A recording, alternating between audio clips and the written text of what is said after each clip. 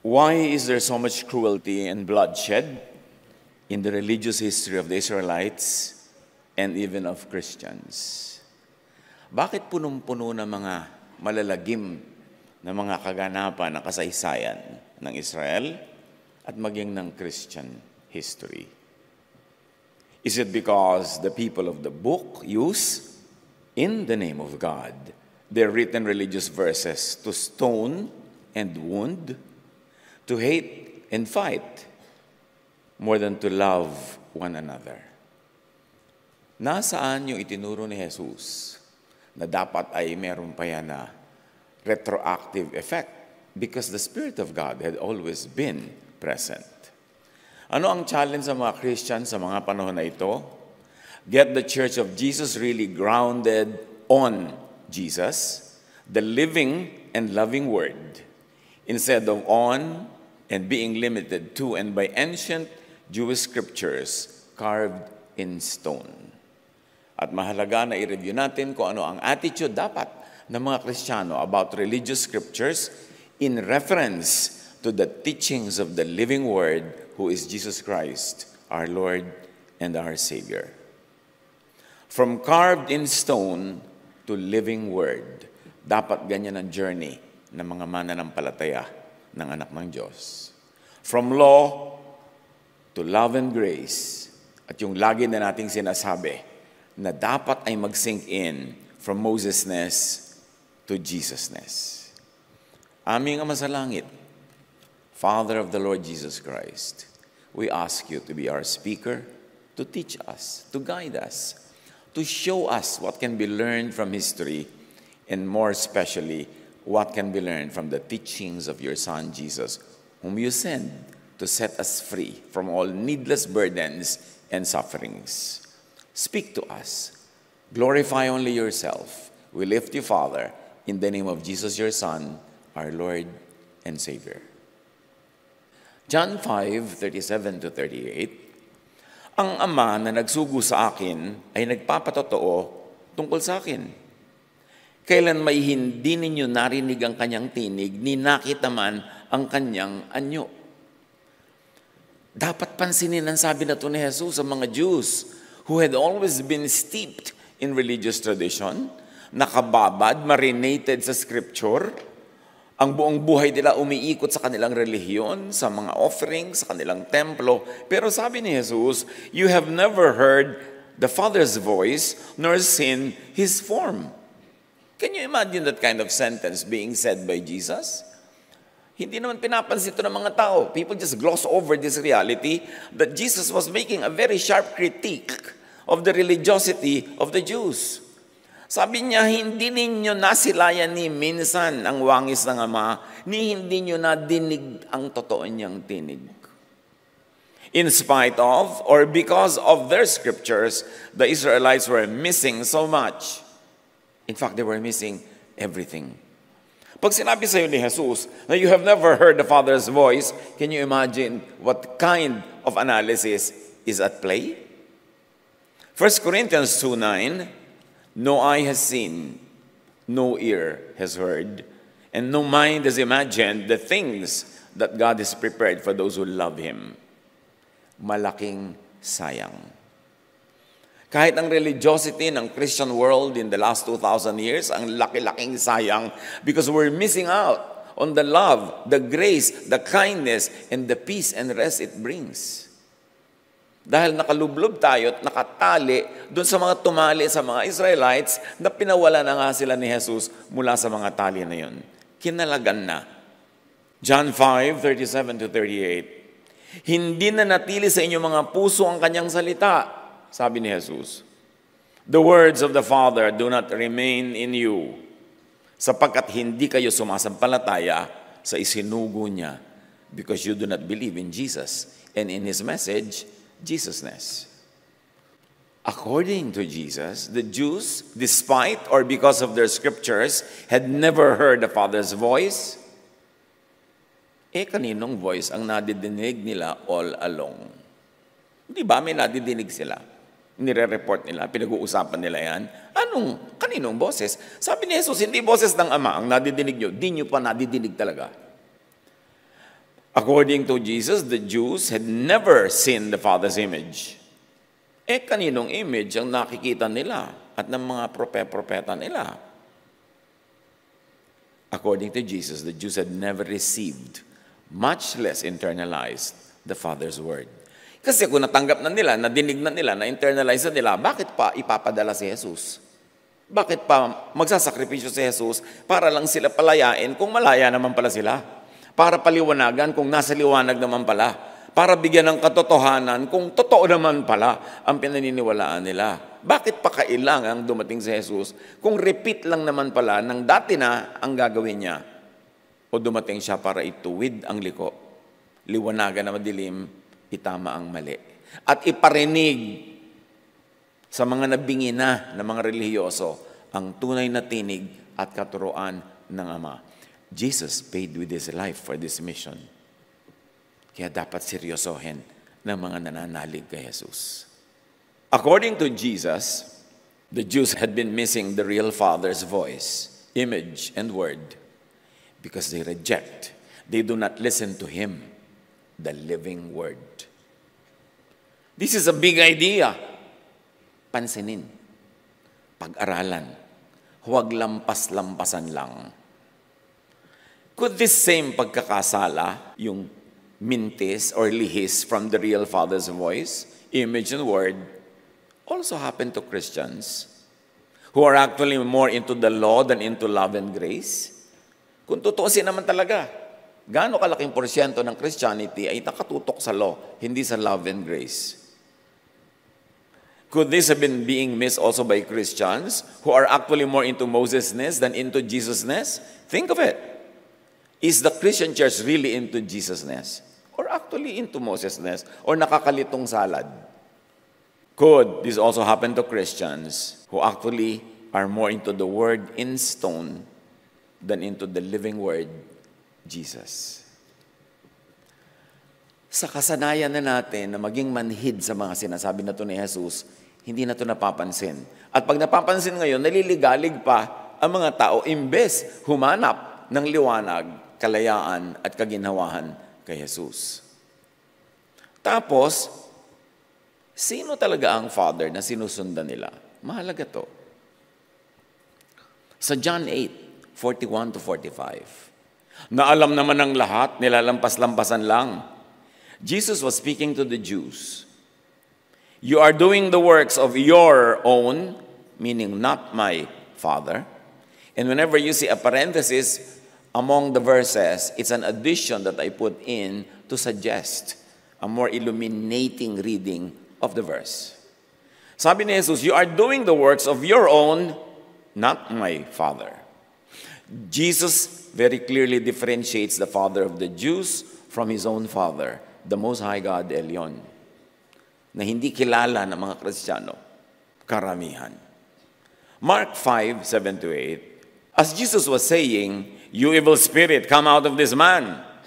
The man shouted loudly, what do you want with me, Jesus, Son of the Most High God? And Jesus would always silence the spirits, if you noticed. Because napaka-controversial lang sinasabi ng mga spirit, pero alam nila totoo, Jesus is the Son of the Most High God. Ano ang kahulugan noon? Pag narinig yan ng mga religious leaders ng panahon nila, mag-ahalo ang balat sa tinalupan. Because clear nga si Jesus, your Father is not my Father. My Father is the Most High God. Balik tayo sa John 8:41-45. Ang topic nito ay sino ang tunay nilang ama? Ama ng mga Jews. We are not illegitimate children, they protested. The only Father we have is God Himself. Jesus said to them, if, ang laking if God, my God, were your Father, you would love me. Kung yung tatay ko ay Diyos nyo, dapat ako na anak niya ay makilala nyo at mahal nyo. You would love me. So love pa rin ang proof ng tunay na paternity ng Most High God. Sabi niya, you would love me for I have come here from God. I have not come on my own. God sent me. And why? To make God known to you. Kasi hindi nyo nga kilala sa kabila ng lahat. Why is my language not clear to you? Sabi ni Jesus. Because you are unable to hear what I say. Because my Father who sent me is not your Father. Magkaiba tayo ng Ama. At heto ang bomba na binagsak ni Jesus. John 8:44. You belong to your father, the devil. And you want to carry out your father's desires. He was a murderer from the beginning. Samantala, ano ba yung from the beginning? From the beginning ay iba ang true God at ako. John 1:1-14, Jesus comes to the world. Before the world began, the Word, meaning Jesus, was there. The Word was with God, and the Word was God. In Him there was life, and there was a light for the people of the world. For the world, hindi lang yan para sa Jews, para sa lahat talaga, ang tunay na Diyos at ang anak ng Diyos. The Word was already in the world was made through Him, but the world did not know Him. Kasi, especially the Jewish world, may iba kasi silang kinikilala. Kaya sabi ni Jesus, magkaiba ang Ama natin. Hindi nyo pa talaga nadinig ang tunay na tinig ng tunay na Ama. He came to the world that was His own, and His own people did not accept Him. But some people did accept Him. They believed in Him. He gave them the right to become children of God. Believing in Jesus creates a new family. You begin to really belong to become a child of God. But rejection of Jesus, rejection of the Word, has always been there also from the beginning. Importanteng pag-aralan ng kasaysayan. Go back to Genesis. And all the conflicts that happened there will explain why Jesus had to be sent. Verse 14, the Word became a man and lived among us. We saw His divine greatness, the greatness that belongs to the only Son of the Father. The Word was full of grace and truth. Ang clear that the Father is only one true Son, and that is Jesus. Again, pagsisimulan niya ng napakaraming kaguluhan. Sino ang Ama, sino ang Anak, at itinutuwid ni Jesus. Di nyo pa talaga nadidinig ang Ama ko. Kasi iba naman ang Ama nyo. Tuloy ang John 8:41-45, sino ang tunay nilang Ama? Sabi ni Jesus, you belong to your father, the devil, and you want to carry out your father's desires. He was a murderer from the beginning, not holding to the truth, for there is no truth in him. When he lies, he speaks his native language, for he is a liar and the father of lies. Yet, because I tell you the truth, you do not believe me. In fact, kaya nga pinatay si Jesus ng mga Hudyo. Pinatunayan nila na magkaiba talaga sila ng Ama. Why couldn't the Jews hear, see, and understand Jesus and His message of the true Father's love and grace? 2 Corinthians 3:15-16 gives us some explanation. Yes, even today, when they read the law of Moses, there is a covering over their minds. Hanggang ngayon, tuwing nagtutuon sila ng pansin sa mga batas ni Moses, may takip, may piring ang kanilang mata. Ang kanilang spiritual eyes. But when someone changes his mind about the law into grace, that is the suggestive amplification, and follows the Lord, not the teachers of the law and Pharisees, the covering is taken away. Anong unang dapat mangyari para matanggal ang takip sa mata? Maniwala kay Jesus. Turn your gaze from the law to grace. From Moses to Jesus. Ang linaw ng Corinthians, basahin nyo uli. Sa lahat ng version na gusto nyo, basahin nyo. Sabi ganon, ang mga nakatitig sa law, binubulag ng law at hindi nila makikilala si Jesus. Hindi nila maiintindihan ang tunay na mensahe ni Jesus at hindi nila madidinig ang tinig ng tunay na Ama. Because the living Word is Jesus. Tulad ng binasa na natin, John 1:1-14, in the beginning was the one who is called the Word. The Word was with God and was truly God. The Word became a human being, kaya alam natin yung Word ay si Jesus, and lived here with us. And all the truth of God have come down to us. In other words, before Jesus' bodily arrival, all the truth of God had not been present. Kasi naman, kung nandun na talaga yung truth of God, ba't papupunta si Jesus? Sayang naman ang pagod niya, namatay pa siya. Sabi niya, nung dumating si Jesus, dinala niya, ibinaba niya sa inyo ang lahat ng katotohanan tungkol sa Ama na dapat niyong malaman. Pero hindi niyo siya maintindihan kasi nakatuto kayo sa iba eh. Ano ang content ng scriptures and religious texts nila kung hindi pala naman present yung truth? Yan ang dapat laging pag-aralan pa. Jesus, above and beyond the written Jewish scriptures, is the word from heaven. Is God's living and active word that brings life. It is only in and through Jesus that the Father could be known. Jesus is the true living word. He is the true living scripture. Mark 2:28, so the Son of Man, meaning oral and living word, is Lord even over of the Sabbath. And the Sabbath represents the written word. Yung Sabbath, isa yan sa mga pinakamahalagang nakasulat sa batas ng Israel. Isa sa mga haligi ng kanilang sibilisasyon, ng kanilang pananalig, ng kanilang religious faith and practice. Pero sabi ni Jesus, I am the Lord of the Sabbath. I'm telling you, it is okay to do good even during the Sabbath. It is even all right to eat if you're hungry. It is all right to find comfort if you are under hardship. Ganon. I am telling you, you may not obey the written law of the Sabbath. I am the Lord of the Sabbath. Ibig sabihin, ang salita ni Jesus na binibigkas, nadidinig ay superior sa nakasulat na salita na Jewish scriptures. Carved in stone, written on paper. Immovable, unchanging, irresponsive. Pero si Jesus responds to needs kasi living word siya. Hindi pwedeng, sabi ng Sabat, hindi daw pwedeng kumilos. Nasusunog na nga ako. You mean to say, hindi mo ako sasagipin. Sabi ng Sabat, bawal magtrabaho. Kaya sabi ng Jesus, no, I am the Lord of the Sabbath. Sabi pa nga niya, the Sabbath was made for man, not man for the Sabbath. Kaya kayo binigyan niya para sa ikabubuti niyo. Ngayon, kung sa pagsunod niyo dyan, hindi kayo napapabutit, napapasama pa kayo, di huwag niyo sundin. That's what we mean. He is the living word. Buhay ang kanyang salita, hindi frozen. Nagre-respond sa pangangailangan ng mga tao at user-friendly. Now, Jesus' dynamics with the other word, with the written one, with the scripture of, and by the Jews, is very, very telling. Ano pa talaga ang attitude ni Jesus tungkol sa written scripture of the Jews na pinopoon nila? Talking to the Jews, Jesus called it your scriptures. John 10:34, Jesus replied, in your scriptures, doesn't God say, etc., etc., etc.? Hindi ba nasusulat sa inyong kasulatan?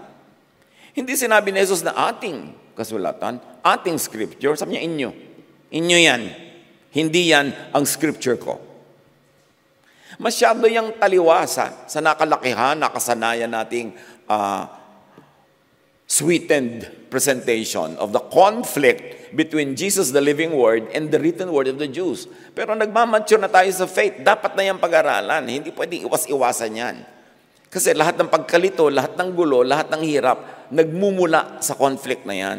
The living word is Lord of the written word. However, many people prefer the written word to the living word or Jesus and the Holy Spirit. Kasama sa living word ang Holy Spirit. Kasi buhay ang Espiritu at sinabi ni Jesus, I will never leave you desolate. I will not leave you as orphans. I'm going to send the Holy Spirit. And it's as good as I am there. And the Holy Spirit will be your comforter. Siya ang magbibigay sa inyo ng mga katuroan na bagay sa buhay niyo ngayon. Hindi yung nakatali kayo sa mga nakauka sa bato na napakatagal nang na iba ang konteksto at dumating na nga ako to set you free from this. Dumating si Jesus to set people free from the law, hindi para lalong itali ang mga tao sa law, which the Christian church sadly is doing. Many people prefer the law, the judgment, to grace and love. They prefer darkness to light. John 1:9-11. The true light was coming into the world. In other words, merong fake light, ha? Ang lumiliwanag doon ay fake light, kaya the true light was coming into the world. Pag maging sensitive kayo mga kapatid sa pagbabasa ng Gospels, laging may padaplis, may tinatamaan, may tinutumbok. So, true light, edi may fake light. Siya yung good shepherd, edi may bad shepherd. Siya yung true father, o di may false father. Laging may ganun, may tinatamaan yan. Hindi yan, it doesn't exist in a vacuum. And though the word was made through him, the Jewish world did not recognize him. Again, the parenthesis is mine. The world did not recognize him, but in the context, you would say, the Jewish world would not recognize him. In John 5:39-40, ito naman ay from the New Testament Pinoy version, pinag-aaralan nyo ang scriptures, sabi ni Jesus, kasi iniisip nyo makikita nyo doon ang buhay na walang hanggan. Ako mismo ang tinutukoy ng tunay na scriptures, pero ayaw nyo yung lumapit sa akin para magkaroon kayo ng buhay. So actually, wala kayong buhay. Pag sinabi ni Jesus na, ayaw nyo lumapit sa akin para kayo magkaroon ng buhay, edi ang sinasabi niya talaga is, wala kayong buhay. At hanggat hindi kayo lumalapit sa akin, hindi kayo magkakaroon ng tunay na buhay. Dead kayo. The Jewish scriptures do not give life apart from Jesus. It does not exist on its own. It must be understood through the prism of Jesus, through the lenses of the love that Jesus expresses coming from the Father. The Jewish scriptures do not give life without being connected to Jesus, without being defined, interpreted, applied by Jesus. In other words, without being fulfilled by Jesus. Yung iba naman, ang akala nila, yung fulfillment of the law ni Jesus, to the letter obedience to the law. No, the Lord accomplished the mission of the law in the highest form, in the form of love and grace. At yun ang dapat maunawa ng Christians. Romans 13:8-13, love one another, for whoever loves others has fulfilled the law. Can you imagine what it means? When you love, daig mo ang sumusunod sa law written in the Jewish scriptures. The commandments, you shall not commit adultery, you shall not murder, you shall not steal, you shall not covet, and whatever other command there may be, are summed up in this one command. Love your neighbor as yourself. Love does no harm to a neighbor. Therefore, love, or Jesusness, is the fulfillment of the law. Merong mababang level ng pagsunod sa law, yung physical, actual, literal obedience. Merong mataas, maging loving ka. Kasi actually, yun lang ang talagang tinutumbok at gustong marating ng law. Maging loving ka. I came to fulfill the law, which means to love, to forgive, to accept people. Yung iba naman, sa kanilang pagsunod sa law, ang nangyayari, they hate, they become angry, they do not forgive, they reject, and they punish people. Baligtad.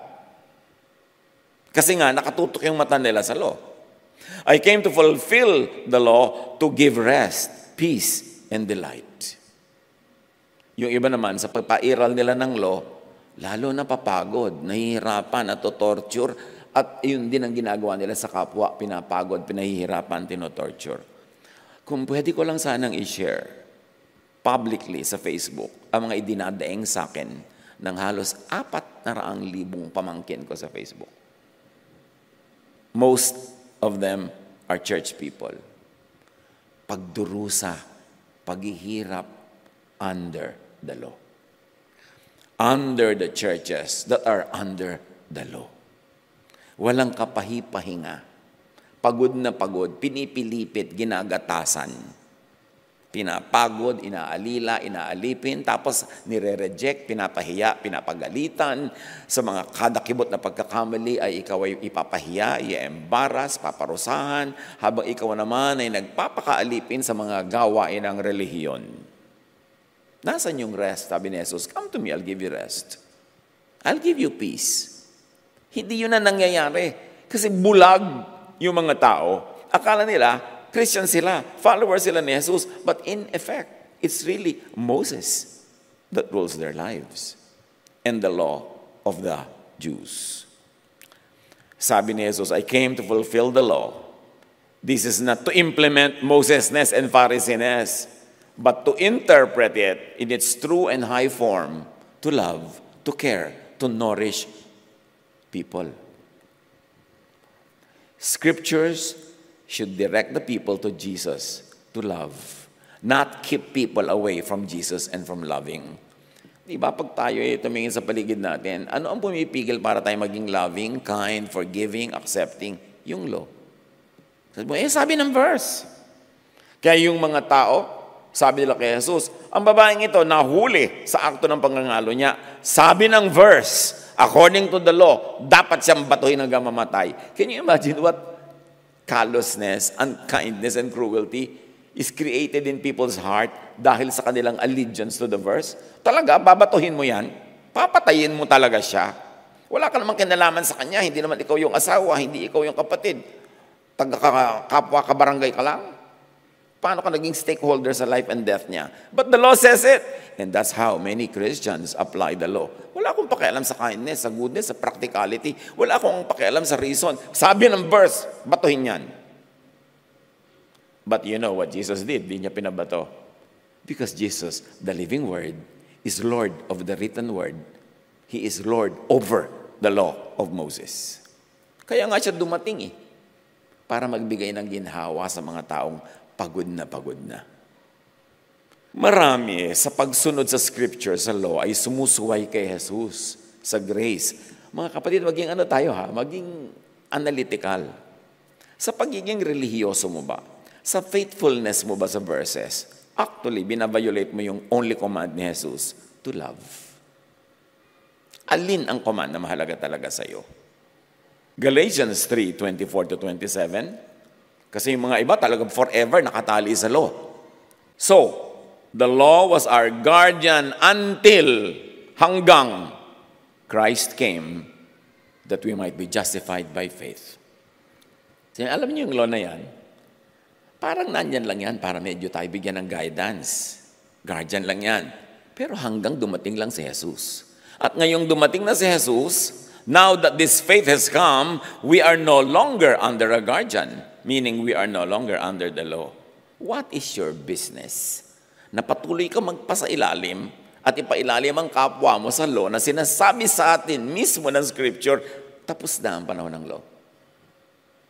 Nandyan lang yan nun, temporary. Parang guardian. O tagapag-ingat mo hanggang dumating yung tunay na magulang. And that is love. That is grace. Jesus is the living word, the living scripture. Bakit ba siya tinawag na living word? O ano na naman ang kabaliktaran ng living? Church, ano ang kabaliktaran ng living? Dead. Kasi may dead word. Di ba yung dead, kahit pitikin mo yan, kahit hiwain mo, kahit batukan mo, hindi kikibo. Kasi steady na siya, hindi na siya mababago, hindi na siya matitinag. Yun yung law. So, hindi na yun matitinag. Wala yang pakialam kung nagdurusa ka o naghihirap ka. Yun ang law, yun ang sundin mo. But Jesus, the living word, comes and says, I am the Lord of the Sabbath. I came to give you rest. Ayaw nyo ba nun? Di ba ang sarap na mapahinga? Takot na takot ka sa iba, baka naman abusuhin ng iba. Bakit mo ina-underestimate yung kabaitan at kabutihang loob ng tao? Iniisip mo agad, pag binigyan mo ng freedom yan, magwawala, so dapat itali na lang. What would you rather be? Nakawala, na nagwawala, o nakatali, na nagbe-behave dahil nakatali ka lang? Alin talaga? Hindi dapat automatically ina-associate natin yung freedom sa pagwawala. Don't underestimate the work of the Holy Spirit that continuously changes us from glory to glory unto Jesus' likeness. So the Jews chose the written word over Jesus, the living word, especially when Jesus canceled, reinterpreted, modified their law, the written word. And they rejected Jesus when Jesus set people free from the law. Ang linaw ng Ephesians 2:14-15. Christ gave His own body to destroy the law of Moses with all its rules and commands. Now, 3 tatlo at least ang mukha ng law, ng Jewish scriptures. Merong moral law, hindi yun pinalitan ni Jesus. Inulit pa nga niya eh. Do not kill, do not murder, do not commit adultery. Diba? Honor your father and your mother. Be kind to your neighbor. Love others. Inulit niya yun. Dati, kasi moral law yun. Hindi yun ang iba. Pero yung legal laws ng Israel, yung batuhin ang nagkakasala, batuhin ang babaeng hindi virgin, batuhin ang lalaking nangangahoy pag sabat, wala na yon, canceled na yon. Kasi pang Jews lang yon at pang noong unang panahon. Yun ding ceremonial laws nila, hindi ka pwedeng kumain ng hindi naghuhugas ng kamay, huwag kang kakain ng mga may dugo. Kanila lang yon at ceremonial laws yon, hindi yun universal morality. At yun mga canceled ng lahat. Guys, came to destroy those laws para malaya ang mga tao. Pero hanggang ngayon, ang dami mga tao, tinatawag nila Christian sila, pero ay, hindi ako pwedeng gumawa ngayon kasi itong araw na ito, hindi pwede. Ay, hindi ko pwedeng kainin yan, hindi ko pwedeng gawin yan. Hindi ba law yan? Christ came to destroy that. You mean, pwede ko nang patayin ng nanay ko? No, moral law yun, hindi niya dinestroy yun. Mamili ka nga. Kaya dapat may Jesus filter. Hindi lahat-lahat ay baliwala na, pero hindi lahat-lahat ay effective pa. Mag-aral. Etong Jesus filter na lagi nating inuulit-ulit, Christ gave His own body to destroy the law of Moses with all its rules and commands. So, nirepresent natin dyan yung iba't ibang laws. Merong Jesusness, the Word, which has always been there. Nandyan yung may mga moral laws. Lahat yan lulusot sa filter. Pwede mo pang gamitin. Pero yung mga civil laws, ceremonial laws, mga paghuhugas sa mga kamay, etc., etc., optional na yon. Siyempre, hindi ka naman kakain ng hindi naghuhugas ng kamay, pero hindi nadudumihan ng espiritu mo kung hindi ka naghugas ng kamay. That's why if you filter dapat. In addressing the needs of the people, Jesus, the living Word, taught unscriptural lessons and did unbiblical works. Napansin nyo ba? Kung hahanapan nyo si Jesus ng biblical support sa mga ginagawa niya, ang dami niyang ginawa na extra-biblical. In fact, unbiblical. Contra-biblical pa. Biblical meaning the Old Testament or the Jewish scriptures. Hindi siya nagpakulong sa mga pinapayagan lang ng Jewish law. In addressing the needs of the people, Jesus, the living Word, corrected, went against tradition, went against even the written Word. For instance, Jesus touched lepers, overturning Levitical law. Jesus allowed work even during the Sabbath. Luke 6:1-5, at sinabi pa ni Jesus, ang anak ng tao, meaning ako, ay Panginoon ng araw ng pamamahinga. Meaning Panginoon ng law, ng Jewish scriptures. Gusto niyo bang nakapailalim si Jesus sa Jewish scriptures? Dumating nga siya para palayain ang mga tao doon. Matthew 12:9-14, naaayon sa spirit ng kautusan, though hindi sa letter ng kautusan, ang gumawa ng mabuti sa araw ng pamamahinga. Jesus is Lord of interpretation of Scripture. At kasama yan sa sinabi niyang, I came to fulfill the law. Ni-reinterpret niya.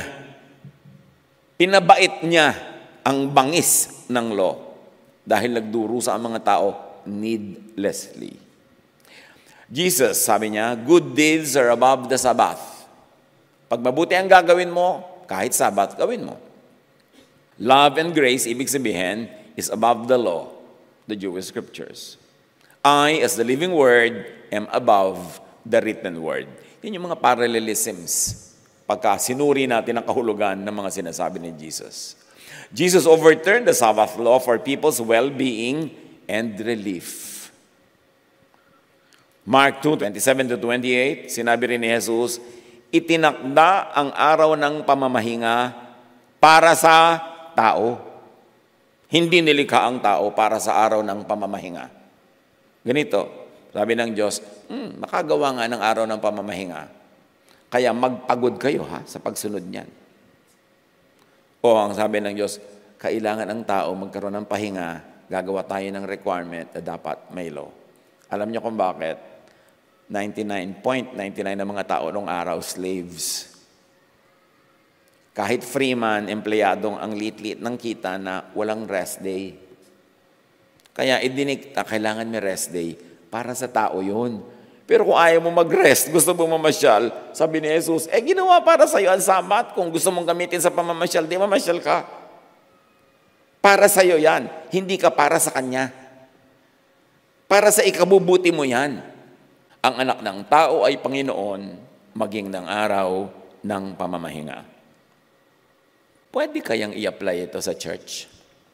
Anong tingin nyo? Itinatagang church para sa tao. Hindi nilikha ang tao para sa church. Just think of it. Yung mga ibang tao kasi, sumusuka na ng dugo. Hindi ka pwede umabsent, kakanta ka. Talaga? Naaagasan na po ako, mamaya na. Magtuturo ka pa sa Sunday school. Yung hirap, ang lola ko po, ililibing sa probinsya. Tatamaan ng linggo, wag. Hindi ka dapat absent sa church. Absent po ako sa libing ng lola ko na nagpalaki sa akin, church muna. Ganun ba yun?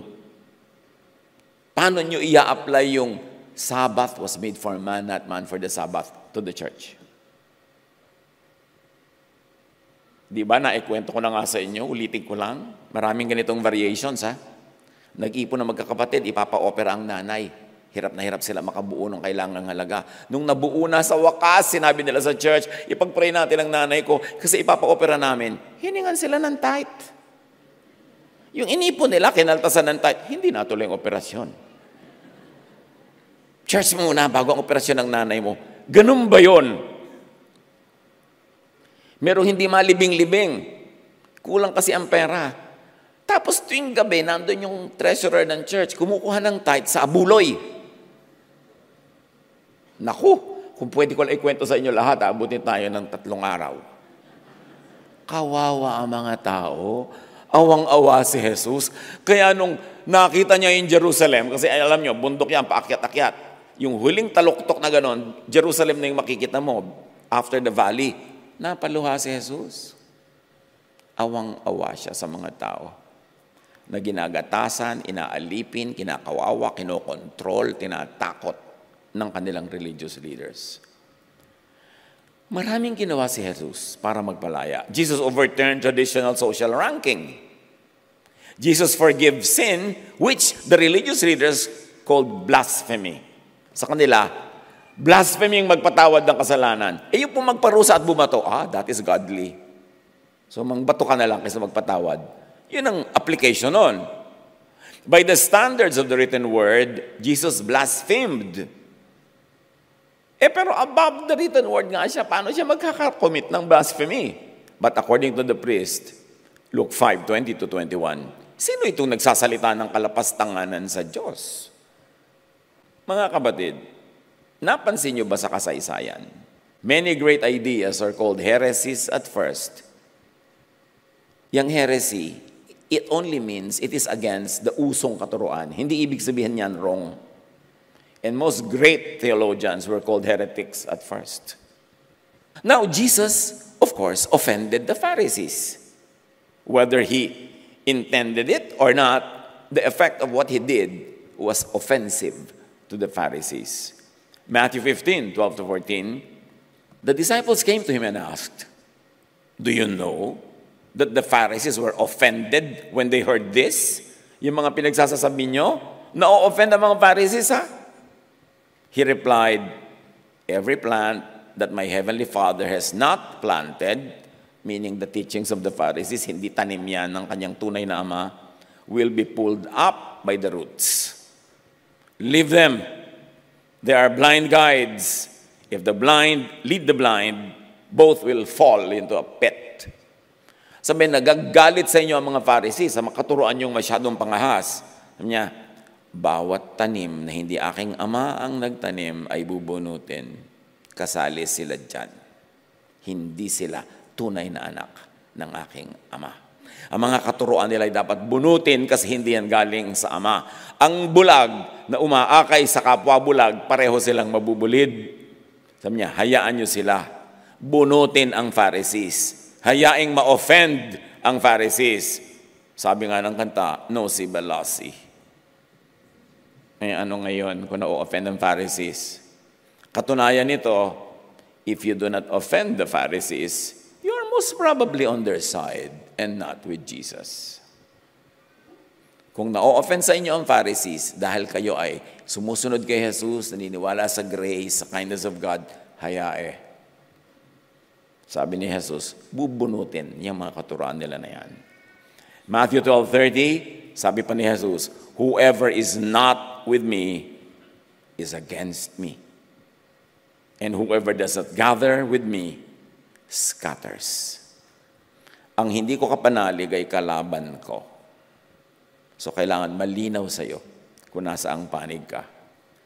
Now, as continuation in addressing the needs of the people, Jesus did not base or limit his thoughts, actions, teachings, and commands to the written Jewish scriptures. So, why should Christians do?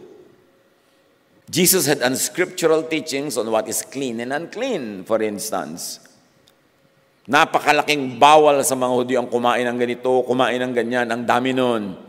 Matthew 15:11, sabi ni Jesus, ang lumalabas sa bibig ng tao, hindi ang pumapasok.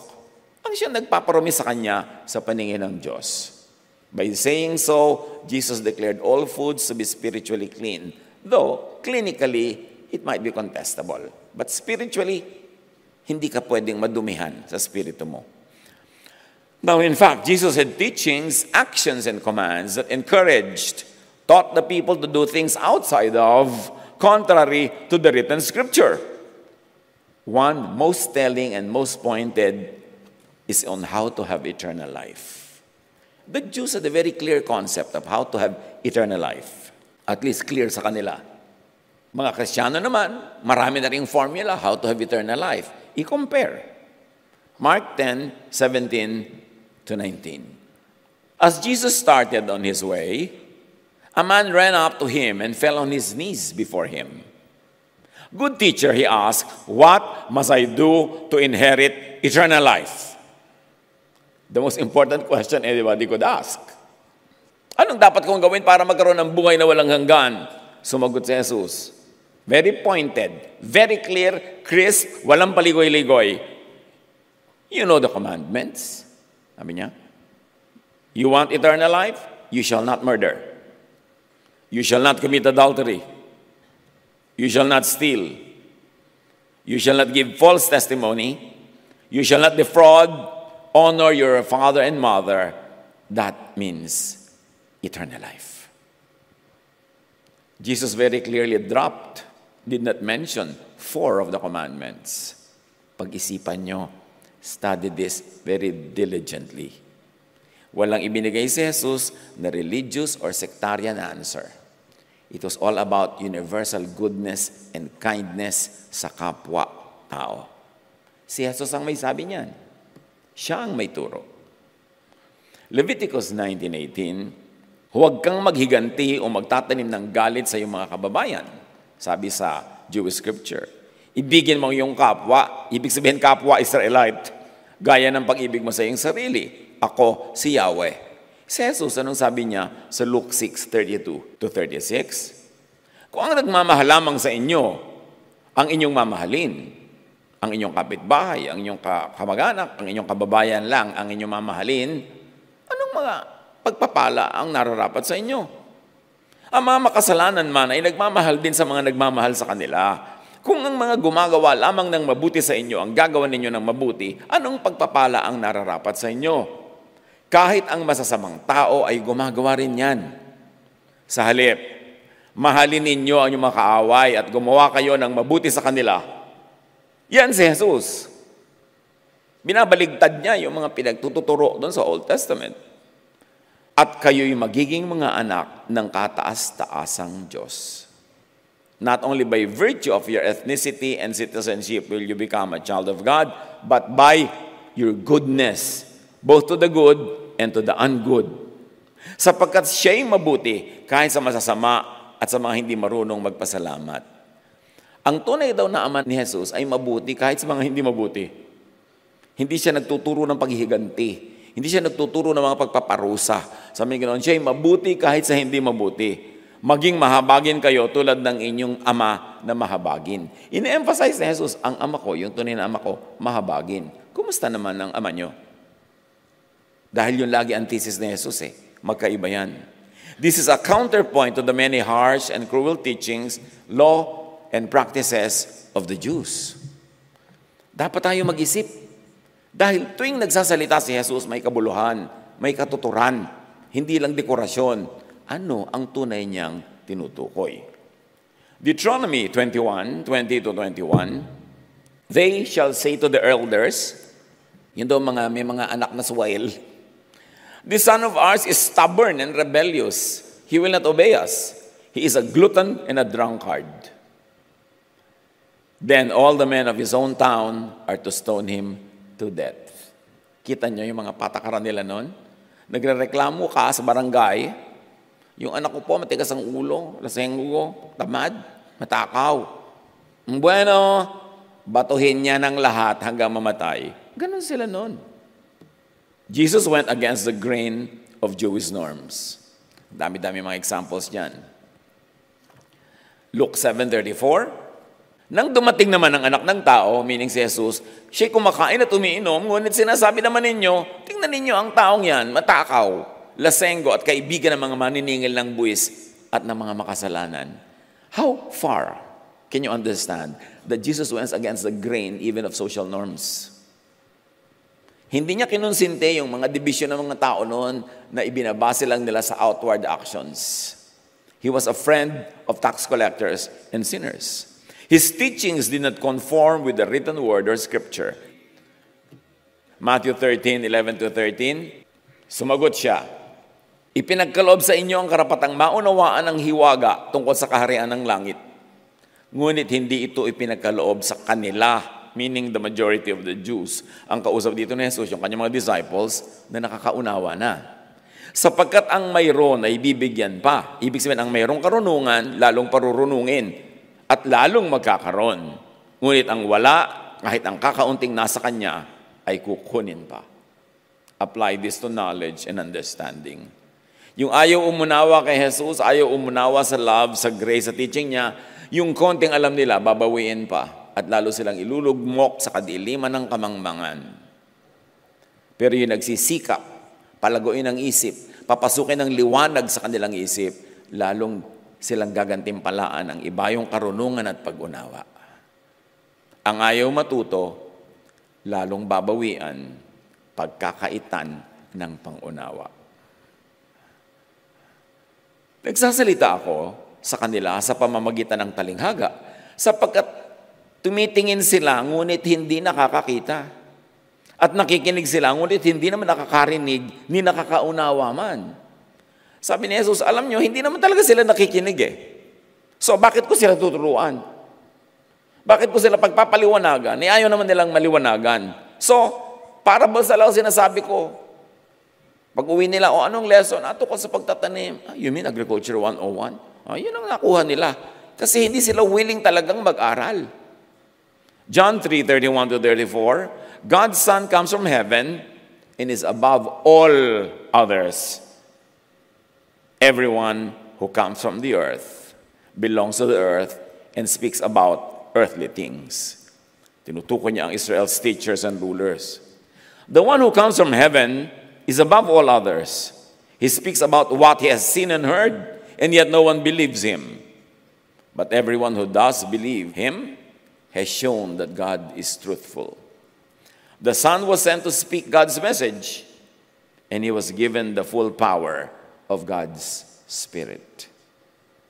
So bakit mo lilimitahan si Jesus? Bakit mo siya tatakdaan ng mga limitasyon? Nasa Kanya ang ibinigay ng amang kapangyarihan. Lahat ng katotohanan na kailangang mabatid ng tao. Matthew 28:18-20, then Jesus came to them and said, all authority in heaven and on earth has been given to me. Siyempre included yung authority as living word over the written word. Paano yung I came to fulfill the law? That would take another interesting study. At hindi na natin yun pakikialaman ngayon dahil mahaba yun. But rest assured, what people think it means is not really what it means. Kasi how will Jesus fulfill the word that He came to destroy? Di ba? Jesus came to destroy the law. Tapos sasabihin niya, I came to fulfill the law. Alin sa dalawa? You cannot fulfill what you came to destroy. And you will not destroy what you want to fulfill. So isa lang ang totoo doon. At tingnan nyo, ang majority ng ginawa ni Jesus, itinuro ni Jesus, kung alin sa dalawang itinuturo nun, the most practical understanding of what Jesus came to do. Sabi ni Jesus, therefore, because all authority has been given to me, therefore, go and make disciples of all nations, teaching them to obey everything I, not Moses, not the Pharisees, not anyone, I have commanded you. Tapos ngayon, marami nagfa-fundraising, gusto ko pong mag-mission, supportahan niyo po ako. Kaninong command ang dadalhin mo sa mission field? Baka naman command lang ni Moses, sayang ang pera. Tutustusan kita, pagdating mo doon, tuturo mo lahat yung law. Sayang ang pera. Ituturo mo ba si Jesus? Yung totoong Jesus? Yung grace, yung love? O sige, eto ang aking house and lot. Actually, sa kapatid ko yan. Sa'yo na, gawin mo ang iyong mission. Mamili ka nga, ang daming misyonero, tatawid ng mga dagat, di ba? Pero anong dala? Law. Sayang. John 8:31-32, sinabi naman ni Jesus sa mga Hudyong naniniwala sa Kanya, kung patuloy kayong susunod sa aking turo, kayo nga'y tunay na mga alagad ko, makikilala nyo ang katotohanan. So hindi pa pala kilala, kaya sumunod muna. Sumunod ka kay Jesus at unti-unti mong mauunawa ang turo niya.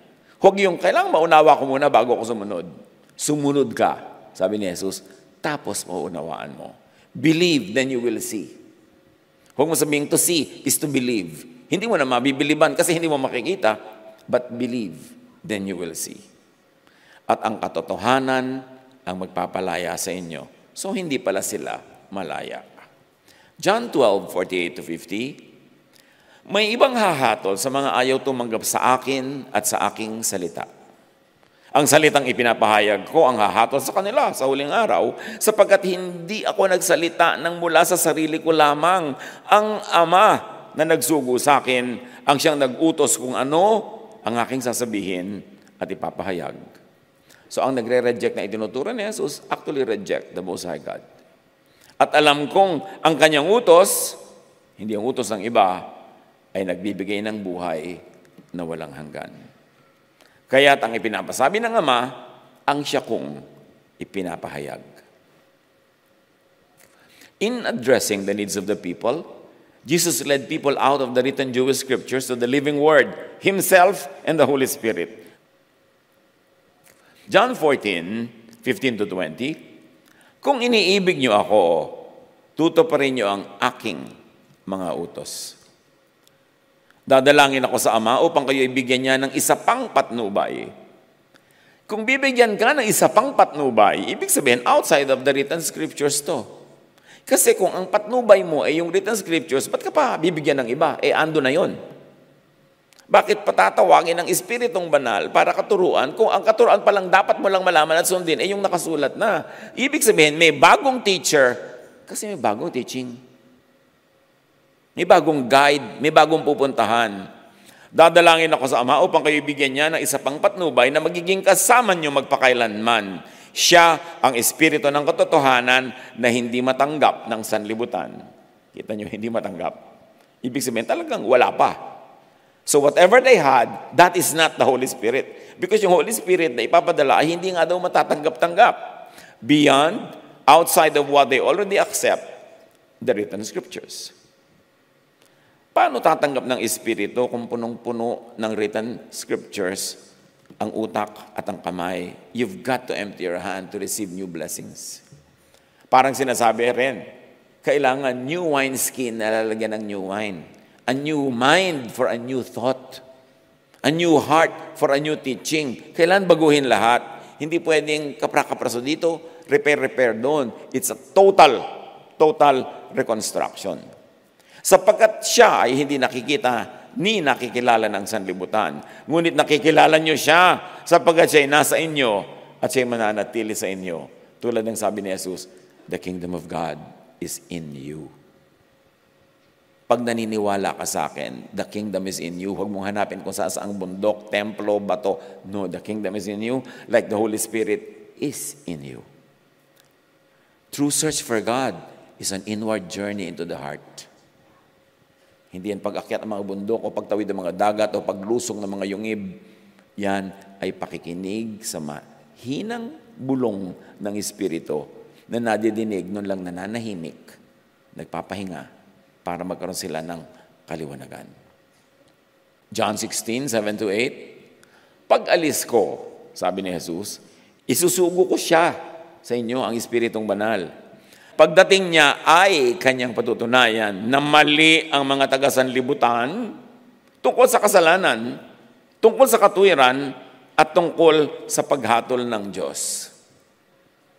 When the Spirit comes, He will prove the world to be in the wrong about sin and righteousness and judgment. So the world pala has always been in the wrong about sin. Ano ba talaga ang sin? Ano ba ang righteousness at ano ang judgment? Sabi niya, ipapaliwanag sa inyo ng Espiritu outside of what your verses tell you. Kasi hindi nyo alam.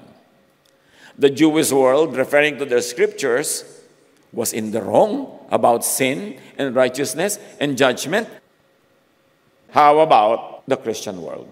Nagaya-gaya. Tama ba o mali, like the Jews, about sin and righteousness and judgment?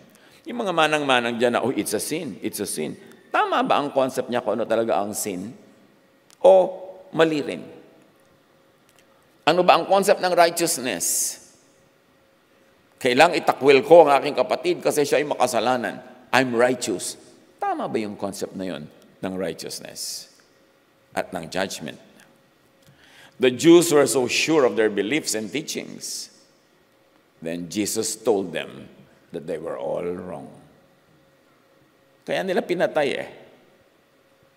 Ano ang masasabi ngayon about the beliefs and teachings of gaya-gaya sa Jews na Bible-based Christians? Tama ba o mali rin? Luke 24:29, tandaan ninyo, isusugo ko sa inyo ang ipinangako ng aking Ama, kaya't huwag kayong aalis sa Jerusalem hanggat hindi kayo napagkakalooban ng kapangyarihang mula sa langit. Sabi ni Jesus, I will never leave you alone. I'm going to send the Holy Spirit. I will be with you, and it's good as I am with you when I send the Holy Spirit. Huwag kayong aalis sa city hanggang hindi kayo nabibigyan ng kapangyarihang ito. So it's going to be a very visible, audible event. Acts 2:1-4. Nagkakatipon silang lahat sa isang lugar nang sumapit ang araw ng Pentecost. Walang ano-ano'y may ingay na nagmula sa langit. Eto na, natulad ng ugong ng malakas na hangin. At napuno nito ang bahay na kinaroroonan nila. May nakita silang para mga dilang apoy na dumapo sa bawat isa sa kanila. At silang lahat ay napuspos ng Espiritu Santo at nagsimulang magsalita ng iba't ibang wika ayon sa ipinagkaloob sa kanila ng Espiritu. All spoke, not only the usual prophets and priests and teachers of the law and Pharisees. Paglabas na to sa Jewish tradition. All spoke, sa kanila ang magsasalita lang yung official prophet. Now all spoke. At ang Espiritu ang nagbigay. What are we seeing here? Revelation, reception, and communication of the living word was being democratized, popularized. Hindi na exclusive province ng mga official prophet ang pangangaral. Inilabas sa templo, inilabas sa religious system ang pangangaral. The living word was being taken out of the exclusive domain of the official religious system and official scriptures. Wala. Labas sa scriptures ang medium, method, and content. Many people miss out on the true message of Acts chapter 2, of Pentecost. Inilabas ang katotohanan mula sa kanilang mga religious institutions, mula sa kanilang mga religious leaders, ibinigay sa lahat. Acts 2. May mga debotong Hudyo noon sa Jerusalem na nagmula sa bawat bansa sa buong mundo, mga balikbayan ng mga Jews from all over kasi may piyesta sa Jerusalem. Nang marinig nila ang ugong, nagdatingan ng maraming tao. Namangha sila sapagkat nagsasalita ang mga alagad sa wika ng mga nakikinig. So hindi ito gibberish, hindi yung mga blah, blah, blah, blug, blug, blug, blug. No, real languages, understandable to people who spoke those languages. And because the nations were all represented in Jerusalem at that time, these were the languages of the world being spoken by the people, by the believers. Namangha sila sapagkat nagsasalita ang mga alagad sa wika ng mga nakikinig. Sa pagkamangha at pagtataka kanilang nasabi, hindi ba taga Galilea silang lahat? Alam niyo ibig sabihin nito? Hindi ba sila mga promdi? Bakit sila nakakapagsalita ng mga iba't ibang wika, ng iba't ibang mga kabihasnan, iba-ibang sibilisasyon? Mga taga Galilea yan, mga probinsyano yan, mga hindi educated. That's what they meant. Bakit sila nakakapagsalita ng ating wika? Paano sila nakapagsasalita sa ating mga wika at hindi lang basta nonsense, tungkol sa mga kahangahangang ginawa ng Diyos? The Jesus believers were transcending natural knowledge and intellectual limits. It was the age of the Spirit that had begun. The Jesus believers were transcending the written Jewish scriptures and declaring oral, spoken revelation given directly by the Holy Spirit na walang supporting verses. Freedom. Kalayaan mula sa pagkakakulong sa mga limited na mga topic lamang. The Most High God was liberating people from the rigid, dogmatic, written Jewish scriptures. Unawain ang kahulugan nito. Ituloy, Acts 2:12-16. Hindi nila lubusang maunawaan ang nangyari, kaya't nagtanungan sila, ano ang kahulugan nito? Clueless sila, like most people up to now, about what Acts really meant. Ngunit may ilang nagsabi ng pakutya, lasing lang ang mga yan. Siyempre, ang clueless, mangungutya. Hanggang ngayon, yung mga clueless, mahilig yan mangutya. Sabi nga ng isang wise man in church history, it is exceedingly foolish for a man to think that what he does not understand is wrong or what he does not see does not exist. Dahil lang hindi mo maiintindihan, mali na agad. Dahil hindi mo maintindihan, kulto agad. Dahil hindi makaya ng brain mo, demonic agad. Kaya tumayo si Pedro, dahil sinabi, lasing lang daw sila. At nagsalita ng malakas. Hindi lasing ang mga taong ito, gaya ng palagay ninyo.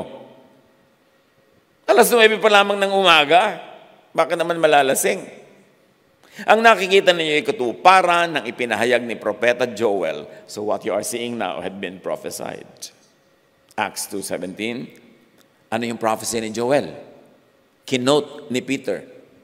In the last days, hindi ito katapusan ng mundo, In the last days of the temple, last days of the law of the Jewish scriptures, God says, I will pour out my spirit on all people.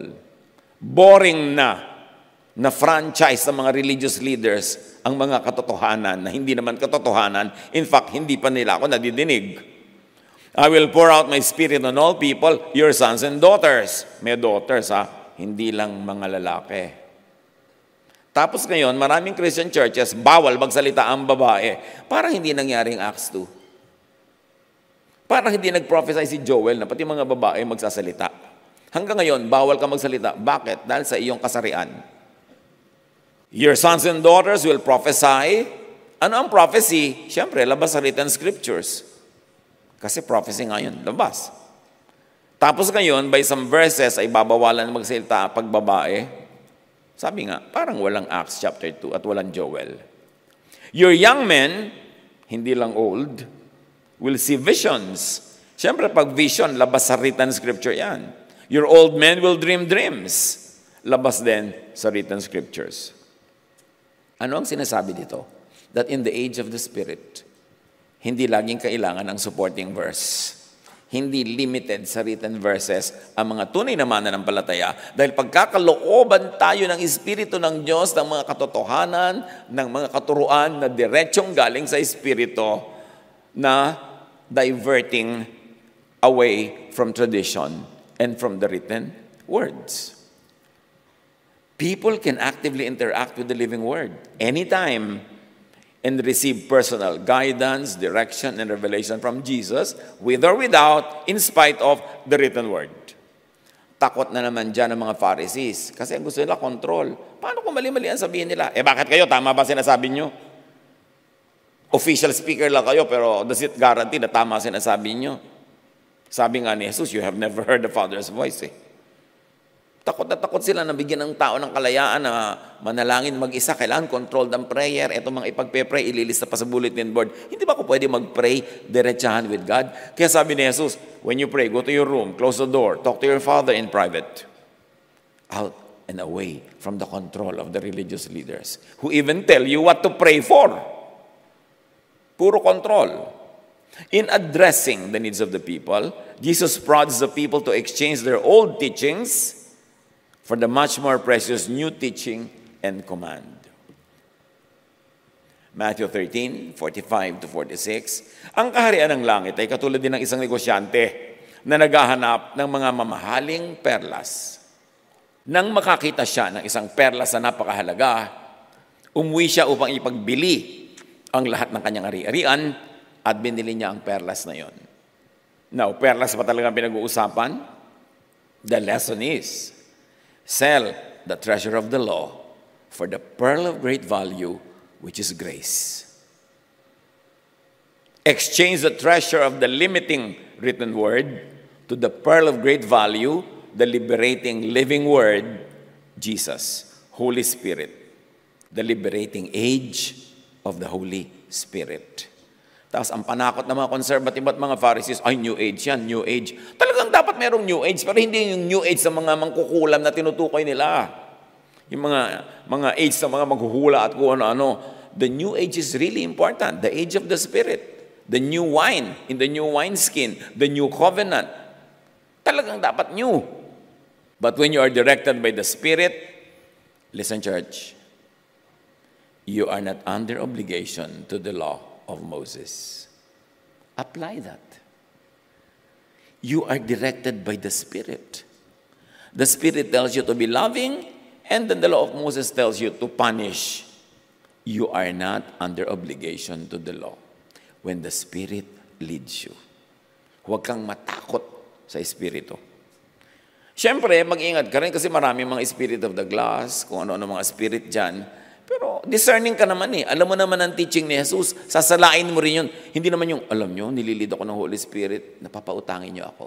Teka, anong spirit yan? Diba? Baka hindi naman Holy Spirit yung spirit mo na yan. So maraming ganun kasi. Kaya yung iba takot na takot. No, i-filter kay Jesus. I-filter. Meron pa, nag-pray ako sabi sa akin ng Spirit, papakasalan daw kita. Bakit hindi sinabi sa akin? Di ba, dalawa ang ikinakasal. So, sa'yo lang sinabi, guni-guni mo yan, hindi yan spirit. Dapat marunong ka rin mag-discern, Dahil ang teachings ni Jesus ang standard. Doon ka pupunta, doon ka magre-refer, doon ka magsasala. Kaya hindi ka rin maliligaw. Basta alam mo kung sino at ano ang teaching ni Jesus. Now, spiritual life is in the living word. Hebrews 4:12, for the word of God is alive and active. In other words, hindi frozen, preserved, fossilized, codified, controlled by librarians and guardians. The true word of God is alive and active. If I may add, the true word of God is interactive. Nakikipagtalastasan sa'yo, sa need mo, sa kulang mo, sa sobra mo. In other words, hindi siya frozen doon, hindi siya fossil. The Spirit of Christ, the Holy Spirit, is living and active, not just carved in stone and inactive or dead. It is interactive with the believer. Ano lahat ang tinutukoy ng mga mahaba nating discussion na ito, mga kapatid? Jesus is the Word. The living Word. Not the Jewish law He came to destroy. Linawin nyo yan. Jesus is the living, meaning alive, evolving, adaptive, responsive, to be always able to love, to heal, to empower, and to give life. That is the test. Pag sinasabi mong meron akong leading ng Holy Spirit, is that loving? Will it heal? Will it empower or disempower? May aapihin ba yan? May kakawawain? Will it give life or death? Will it give hardship or rest? May test. John 10:9-10. Sabi ni Jesus, ako ang pintuan. Ang sino mang pumapasok sa pamamagitan ko'y maliligtas. Papasok siya at lalabas at makakatagpo ng pastulan. Dumarating ang magnanakaw para lang magnakaw, pumatay at manira. Sino na naman ang magnanakaw na ito na tinutukoy ni Jesus? Di ba, sabi nga, lagi siyang may tinutumbok. Para bang nakikipag-usap sa phone, siya lang nadidinig po, pero nai-imagine mo yung kabila. So, sino yung kabila? Ano sinasabi ng kabila? Naparito ako upang ang mga tupa ay magkaroon ng buhay, therefore wala palang buhay. Buhay na masaganang lubos, therefore hindi pala masagana. The thief could be false religiosity, outdated and distorted word, twisted reading, interpretation, and application of the word. Hebrews 1:1-3, nung una, nagsalita ang Diyos sa ating mga ninuno sa iba't ibang panahon at iba't ibang paraan sa pamamagitan ng mga propeta. So note, meron ding God sending messages to and through the false prophets. Ngunit sa mga huling araw na ito, siya ay nagsalita sa atin sa pamamagitan ng kanyang anak. Nakikita sa anak ang kaluwalhatian ng Diyos. Kung ano ang Diyos, ay gayon din ang anak. God's Son is like Him in every way. What do we do with life? What do we do with religious teachings? Bring every word of Scripture, bring every Scripture, bring every teaching and doctrine to Jesus. To be measured with and by Jesus, to be validated by and through Jesus, to be filtered by the Word of Jesus and through the love of Jesus. Kaya nga Jesus-centered eh. Do not trap or limit God in the traditional Jewish scriptures na maraming kahalong messages and teachings only from and by men. Matthew 15:9, they worship me in vain. Their teachings are merely human rules. Alin sa mga teaching ng relihiyon ang merely human rules? Again, magsala. Let God speak through Scripture, through His Son Jesus, and through anyone and everyone God calls. Hindi na exclusive ang revelation. Hinayaan na ito na ipahayag ng babae at lalaki, bata at matanda. Let Jesus, the living Word, speak through Scripture, with Scripture, and beyond Scripture, without or outside of Scripture. Let Jesus, the living Word, speak through the Holy Spirit. Do not limit Jesus, the Word, to old written texts. Do not let yourself and others be trapped in words fulfilled, clarified, filtered, made alive by Jesus. The living Word brings freedom. It sets people free to become like Jesus into Jesusness. Hebrews 8:10, but now I tell the people of Israel, this is my new agreement. The time will come when I, the Lord, will write my laws on their minds and hearts, not on stone, not on paper, but on their minds and hearts. Di ba very exciting yung interaction ng Spirito ng tao with the Spirit of God? Nung pinalaya ka na makulong sa mga religious verses. Not on stone, not on paper, based on reason and love, not on cold legalism. I will be their God, and they will be my people. Ako na talaga, not their laws, not their traditions, not their scripture. Turuan niyo po kami, Ama, na ang lahat ng mga ito ay maunawa, ma-absorb, ma-process, para mahanapan namin ng practical application sa aming buhay.